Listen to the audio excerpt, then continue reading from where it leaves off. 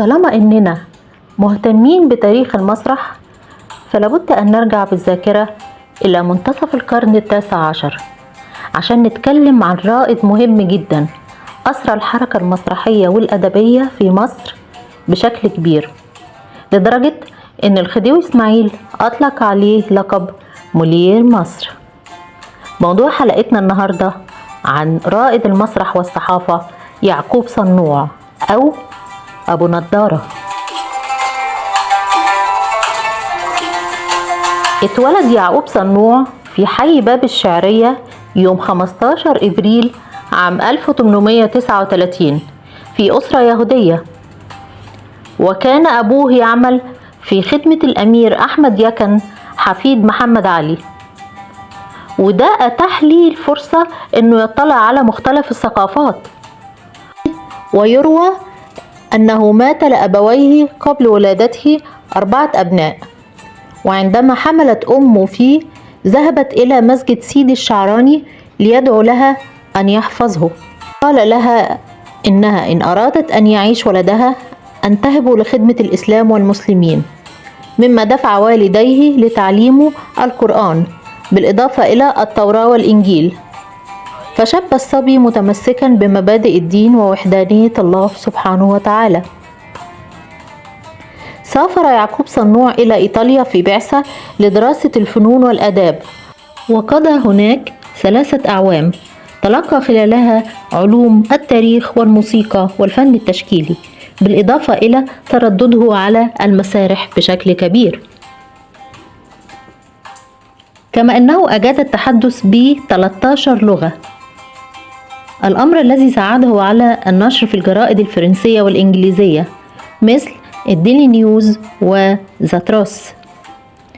تحدث في مقالاته عن حضارة مصر وجمال وعمق الشعر العربي، ولما عاد لمصر فكر في إنشاء أول مسرح مصري في الوقت الذي لم يكن فيه سوى فرقتان فرنسيتان تقوم بتسلية الجاليات الأجنبية. أنشأ مسرحه في الهواء الطلق في مقهى بحديقة الأزبكية، وكان يؤلف ويمثل ويخرج فيها، وينسب إليه إنه أول من أدخل العنصر النسائي لأول مرة في مصر. ومن أعماله الأوراداتي، حكم أراؤوش، شيخ البلد والدخاخني وغيرها. وطلب منه الخديوي إسماعيل عرض إحدى مسرحياته على مسرح القصر، فوافق واختار رواية غندور مصر. ويبدو أن الرواية كانت تحمل نقد صريح لشخص الخديوي، الأمر الذي أغضبه وأصدر فرمان بغلق مسرح يعقوب صنوع ونفيه إلى فرنسا.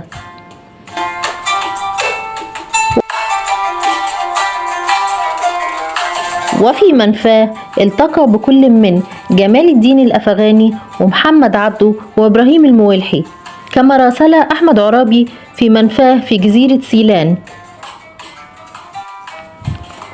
ونتيجة لقرب يعقوب صنوع من تلك الرموز الوطنية، وجد نفسه منخرطا في الدعاية للقضية الوطنية، فأصدر من هناك عدة صحف مثل أبو نضارة زرقاء وأبو زمارة والوطن المصري والعالم الإسلامي والسرسارة، وكانت كلها تنتقد السياسة الداخلية في مصر. وكان في بعض الأحيان يكتب تحت اسم مستعار مثل الوادي المرق وابو شادوف الحدق. ويعتبر يعقوب صنوع من أبرز رواد المسرح المصري والحركة الوطنية، وكان له دورا كبيرا في تطوير المسرح وتقديم أعمال تلامس القضايا الوطنية الاجتماعية، كما أنه أسس جمعيتان ثقافيتان ساهمتا في نشر الوعي الثقافي والسياسي، مما يجعله يتميز بكونه رائد مسرحي ومفكر وطني. وظل صنوع في منفاه في فرنسا حتى وفاته عام 1912. رجاء لا تنسى تفعيل الجرس كي يصلكم كل جديد. شكرا لكم.